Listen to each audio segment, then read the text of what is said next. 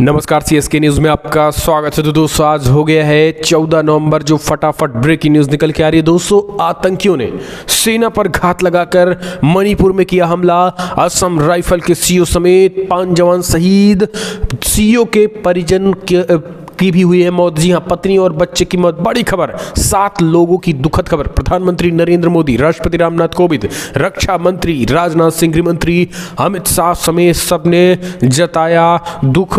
कहा ये जो दोषी हैं उनको बख्शा नहीं जाएगा। कायराना हमला, दोषियों को बख्शा नहीं जाएगा, बलिदान को भुलाया नहीं जाएगा। दुखद खबर, इसके बारे में आपको बताएंगे। दूसरी बड़ी अपडेट जम्मू कश्मीर से निकल के आ रही है।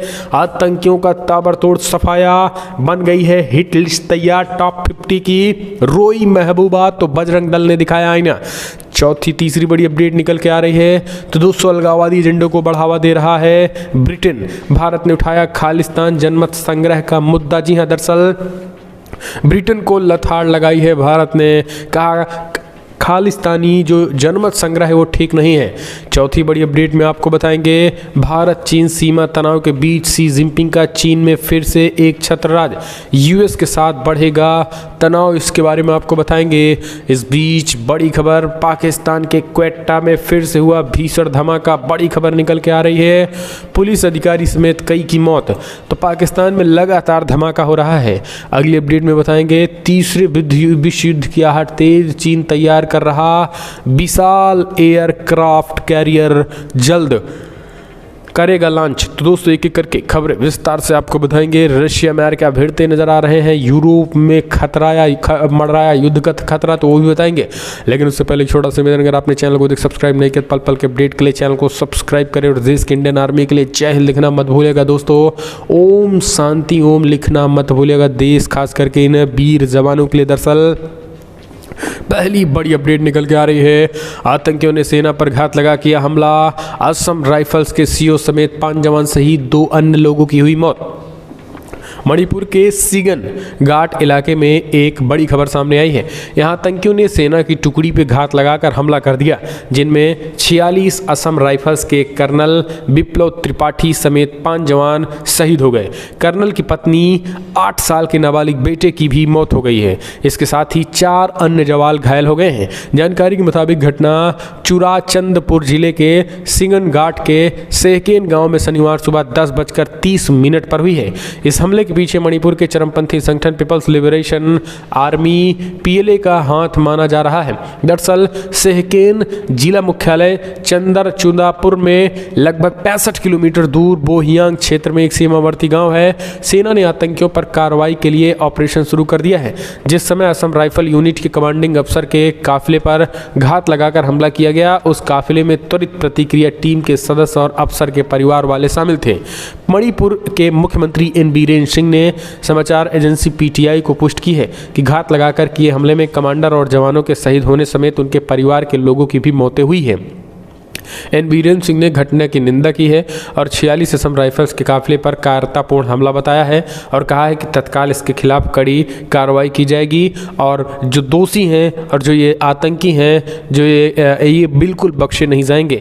इस बीच आपको बता दें, प्रधानमंत्री नरेंद्र मोदी ने भी कहा है कि जिसे भुलाया नहीं जा सकता, ये कायराना हमला है, बलिदान को कभी भुलाया नहीं जा सकता है। कंडोलेंस किया प्रधानमंत्री नरेंद्र मोदी ने और स्पष्ट कहा है कि फिलहाल मेरी संवेदनाएं हैं शोक संतप्त परिवारों के साथ, ऐसे बलिदान को कभी भुलाया नहीं जा सकता है। वहीं रक्षा मंत्री राजनाथ सिंह ने भी लिखा है और कहा है कि फिलहाल इसके खिलाफ हम कड़ी कार्रवाई करेंगे और जो भी इसमें शामिल हैं उनको बख्शे नहीं जाएंगे और दोषियों को बिल्कुल बख्शा नहीं जाएगा। रक्षा मंत्री राजनाथ सिंह ने दुख प्रकट किया है। अगली अपडेट, जम्मू कश्मीर में टॉप 50 की हिट लिस्ट तैयार, आतंकियों के खात्मे की तैयारी तेज। जम्मू कश्मीर में सुरक्षा बलों ने भरी हुंकार। महबूबा मुफ्ती ने कहा हिंदू व हिंदुत्व के जहर घोल रही है भाजपा, तो बजरंग दल ने किया जोरदार विरोध प्रदर्शन। दोस्तों आपको बता दें, बजरंग दल के कार्यकर्ताओं ने शुक्रवार को पीडीपी प्रमुख महबूबा मुफ्ती के खिलाफ विरोध प्रदर्शन किया है, जो शहर के दौरे पर थी। दरअसल आपको बता दें, जम्मू कश्मीर में सेना पर ताबड़तोड़ कार्रवाई हो रही है और सेना ने आतंकियों की हिट लिस्ट तैयार कर ली है, जिस पे कड़ी कार्रवाई की जाएगी। हालांकि महबूबा मुफ्ती जैसे आतंकियों को ये रास नहीं आ रहा है। उन्होंने कहा है कि हिंदू और हिंदुत्व की जो घुट्टी हिंदुत्व का पिलाई है, इससे देश पूरी तरीके से बर्बाद हो रहा है और देश बर्बादी की कगार पे जा रहा है। ये किसका कहना है? ये महबूबा मुफ्ती का कहना है और ये रोना रो रही हैं महबूबा मुफ्ती। तो ये अपने आप में समझिए उनकी भाषा, उनकी बात को। इस बीच एक और अपडेट लेते हैं।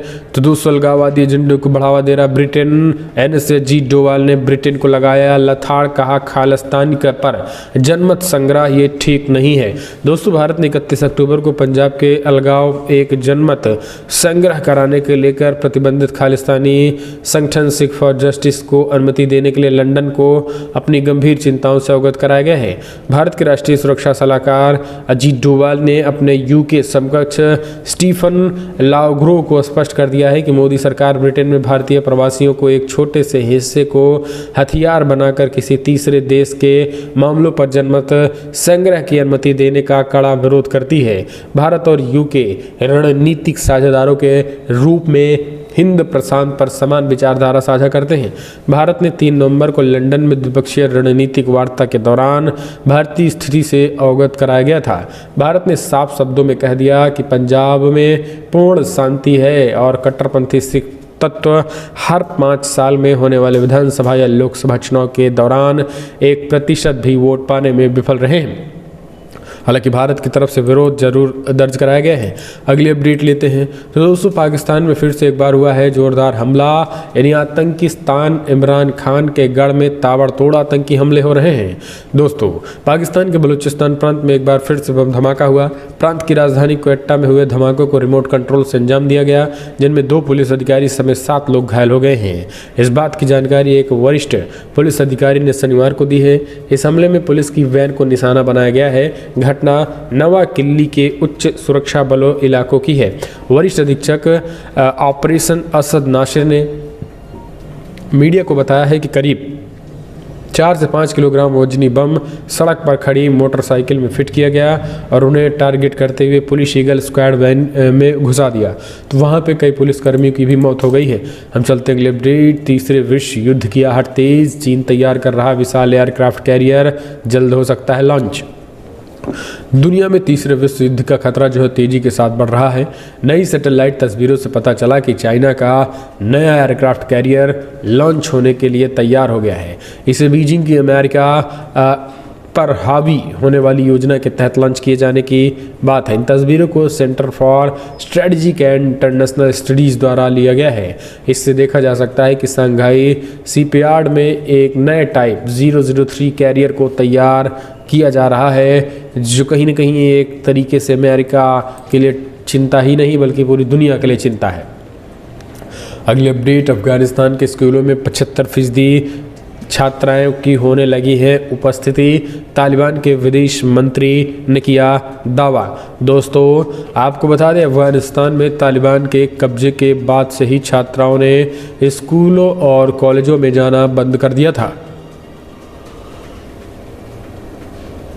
हालांकि अब युद्धग्रस्त मुल्क में तालिबान शासित सरकार ने कहा है कि 75% छात्राओं ने देश भर में स्कूलों की अपनी क्लास में फिर से लौटना शुरू कर दिया है। शुक्रवार को पाकिस्तान की राजधानी इस्लामाबाद के तालिबान के कार्यवाहक विदेश मंत्री आमिर खान मुत्ताकी ने अफगानिस्तान में लड़कियों की शिक्षा की स्थिति के बारे में एक सवाल का जवाब देते हुए ये टिप्पणी की है। हम चलते हैं एक और अपडेट लेते हैं। तो दोस्तों, big breaking, Kim Jong Un की तबीयत बिगड़ी, 1 महीने से गायब है तानाशाह, 7 सालों में लिया अब तक का सबसे लंबा ब्रेक। दोस्तों, उत्तर कोरिया का तानाशाह किम जोंग उन एक बार फिर से गायब होने की खबर है। दरअसल 1 महीने से अधिक वक्त से सार्वजनिक रूप से नहीं देखा गया। इसी साल किम के लोगों के बीच से गायब होने की नई श्रृंखला में ये लेटेस्ट है। इस तरीके की एक बार फिर से तानाशाह के बीमार पड़ने की अफवाह हो गई है। हालांकि आपको बता दें, उत्तर कोरिया में भूखमरी जो है वो तेजी के साथ बढ़ रही है। उत्तर कोरिया में हालात आज ये हो चुके हैं कि लोग भूखों से मर रहे हैं और हालात पूरी तरीके से बेकाबू और ख़राब हो चुके हैं। अगले अपडेट लेते हैं। तो दोस्तों बड़ी खबर निकल के आ रही है, आपको बता दें ताइवान को मिला एक और मददगार। अमेरिका संग मिलकर ऑस्ट्रेलिया निकालेगा चीन की हेकड़ी। ऑस्ट्रेलिया के रक्षा मंत्री पीटर डटल ने कहा है कि अगर अमेरिका ताइवान की रक्षा के लिए कार्रवाई करता है तो ऑस्ट्रेलिया के लिए अमेरिका के साथ न होगा, अकल्पनीय होगा। अमेरिकी विदेश मंत्री एंटनी ब्लिंकन ने कहा है कि फिलहाल चीन यदि ताइवान की यथास्थिति को बदलने के लिए बल प्रयोग करता है तो अमेरिका और उनके सहयोगी कार्रवाई करेंगे। इससे पहले अमेरिकी राष्ट्रपति जो बाइडेन ने यह भी कहा है कि फिलहाल हम ताइवान की रक्षा को लेकर प्रतिबद्ध हैं। डटन ने दी ऑस्ट्रेलियंस से बातचीत करते हुए कहा है कि ये समझ से परे होगा कि अगर अमेरिका ने ताइवान को लेकर कोई कार्रवाई करने का फैसला लिया हो तो हम कार्रवाई में अमेरिका का समर्थन नहीं करेंगे। हम चलते हैं अगले अपडेट। हिंदुओं को नहीं, कट्टरता की आग बांग्लादेश को भी झुलसाकर तालिबान बना देगी। तस्लीमा रसनी ने बोला बड़ा हमला। दोस्तों बांग्लादेश में हिंदुओं के मंदिरों पर हमले कर उनके घर जलाकर जो माहौल बनाया जा रहा है वो सिर्फ हिंदू या गैर मुस्लिम समुदाय में ही डर पैदा नहीं कर रहा बल्कि देश की हर महिला को आशंकित कर दिया है, चाहे वो मुस्लिम महिला हो। धीरे धीरे कट्टरता की आग उन्हें झुलसा देगी और इसकी शुरुआत हो चुकी है। मुझे यह कहने में कोई संकोच नहीं है, यदि इसे रोका नहीं गया तो बांग्लादेश को तालिबान बनते देर नहीं लगेगा, क्योंकि पाकिस्तान भी 20% तालिबानी बनकरण हो चुका है। अब धीरे धीरे नींव रखने के बाद पाकिस्तान भी तालिबानों जैसा राज होगा और वहाँ भी लोकतंत्र खत्म होगा। अगर ये कट्टरता बढ़ी तो यही चीज़ें बांग्लादेश में भी होंगी। अगले अपडेट लेते हैं। तो दोस्तों बड़ी खबर निकल के आ रही है, बीजेपी ने रजा अकादमी पे लगाया दंगे भड़काने का आरोप। महाराष्ट्र से बड़ी खबर निकल के आ रही है। दोस्तों लगभग 10 लाख मुस्लिम सड़कों पे उतर जमकर की मचाया उत्पात। नांदेड़ में मुसलमानों का देखने को मिला तांडव। भाजपा ने इसके खिलाफ बुलाया भारत बंद। टकराहट देखने को मिली अमरावती में भी। जी हाँ, दरअसल दोस्तों इस बीच भाजपा ने कई एलिगेशन लगा दिए हैं। महाराष्ट्र में जो हिंसा हुई, त्रिपुरा में भड़की हिंसा महाराष्ट्र में दिखाई दिया। आपको बता दें 13 सुबह अमरावती में फिर से हिंसा भड़की। हिंदू संगठनों ने शुक्रवार को मुस्लिम संगठनों द्वारा आह्वान किए गए आंदोलन के हिंसक होने के विरोध में अमरावती बंद का आह्वान किया था। इसी बीच सुबह 10 बजे भीड़ अचानक हिंसक हो गई और दुकानों और वाहनों पर पथराव करने लगी। पुलिस को लाठीचार्ज करना पड़ा, पानी के फव्वारे और आंसू गैस के गोले छोड़ने पड़े। रजा अकादमी ने शुक्रवार को भिवंडी में बंद का आह्वान किया था। नांदेड़ में भी रैली निकाली गई थी। पूर्व मुख्यमंत्री देवेंद्र फडणवीस ने बिना नाम लिए बीजेपी नेता नीतीश राणे ने सीधे तौर पर शुक्रवार को महाराष्ट्र में हुई हिंसा के लिए रजा अकादमी नाम के संगठन पर आरोप लगाया है, जो कि एक मुस्लिम संगठन है और बड़े पैमाने पर इन्होंने हिंसा कराई है। हालांकि अब शिवसेना ने पूरी तरीके से अब दंगों की आग में कहीं ना कहीं महाराष्ट्र को दंगों में लगा दिया है। हालांकि बीजेपी और देवेंद्र फडणवीस ने मस्जिद जलाने की झूठी खबर पे भड़काई हिंसा को एक तरीके से इसे पागलपन बताया। उन्होंने कहा है कि जिस तरीके से त्रिपुरा में तो कुछ नहीं हुआ, लेकिन महाराष्ट्र को जरूर झुलसाने की कोशिश 10 लाख मुसलमान सड़कों पर उतर के कर रहे हैं। हम चलते हैं अगले अपडेट। पाकिस्तानी सुप्रीम कोर्ट ने लापता बलूच पर आईजी से मांगी रिपोर्ट। सेना ने 2 छात्रों को उठाया, भड़के लोगों ने प्रदर्शन। दोस्तों बलूचिस्तान और सेना का जो एक तरीके से टकराट हो लगातार जारी है। पाकिस्तान के सुप्रीम कोर्ट ने बलूचिस्तान के पुलिस प्रमुख को लापता एक युवक को तलाशने के प्रयासों पर 4 हफ्ते में एक रिपोर्ट सौंपने को कहा। इसी बीच पाकिस्तानी सेना ने कुछ बलूच छात्रों का अपहरण करने के बाद वहां विरोध प्रदर्शनों का दौर जारी है। स्थानीय मीडिया के अनुसार पाकिस्तान के सुप्रीम कोर्ट ने सिया हजारा समुदाय के अल्पसंख्यक लोगों के लापता होने के कई शिकायतों का स्वतः संज्ञान लिया, जिनमें दावा किया कि वो सभी लोग टारगेट किलिंग के शिकार हुए हैं। कोर्ट की खंडपीठ ने डॉक्टर अली रजा की बीवी गुल अली आगा के याचिका का भी संज्ञान लिया। हम चलते हैं एक और अपडेट लेते हैं। नेपाल में हो रहा चीनी निवेश का भयंकर विरोध, नेपाली हितों का नुकसान, केवल चीन को फायदा। दोस्तों एक समाचार रिपोर्ट्स में कहा गया है कि नेपाल में चीनी निवेश को स्थानीय आबादी के प्रतिरोध का सामना करना पड़ रहा है, क्योंकि वहाँ कई लोग बुनियादी ढांचों से नेपाली हितों को नुकसान पहुँचाते दिख रहे हैं और कहा जा रहा है कि इसमें केवल चीन को फायदा पहुंच रहा है। द सिंगापुर पोस्ट के अनुसार नेपाल के दाराचुला जिले के चीन द्वारा निर्मित चमोलिया जल विद्युत परियोजना के सामने चुनौतियां आ रही हैं। इस कारण इस परियोजना के पूरा होने में देरी हो रही है। इससे इसकी लागत अधिक बढ़ गई है। चीन द्वारा निर्मित 30 मेगावाट की चमोलिया जल विद्युत परियोजना अब तक की सबसे महंगी परियोजना में से एक है। हम चलते हैं अगली अपडेट। चीन ने अगर हमला किया तो ताइवान की रक्षा करेगा ऑस्ट्रेलिया। रक्षा मंत्री पीटर डटन ने ये बड़ी बातें कि हमने आपको बताया। इस बीच एक और अपडेट लेते हैं तो दोस्तों बिग ब्रेकिंग निकल के आ रही है, आपको बता दें लेबनान में हालात बेहद बेकाबू। 150 सालों का सबसे खराब संकट, देश में तेजी से बढ़ी गरीबी, संयुक्त राष्ट्र ने जताई चिंता। दोस्तों संयुक्त राष्ट्र ने एक विशेषज्ञ ने शुक्रवार को लेबनान संकट पर चिंता जताते हुए लेबनान एक असफल देश बताया।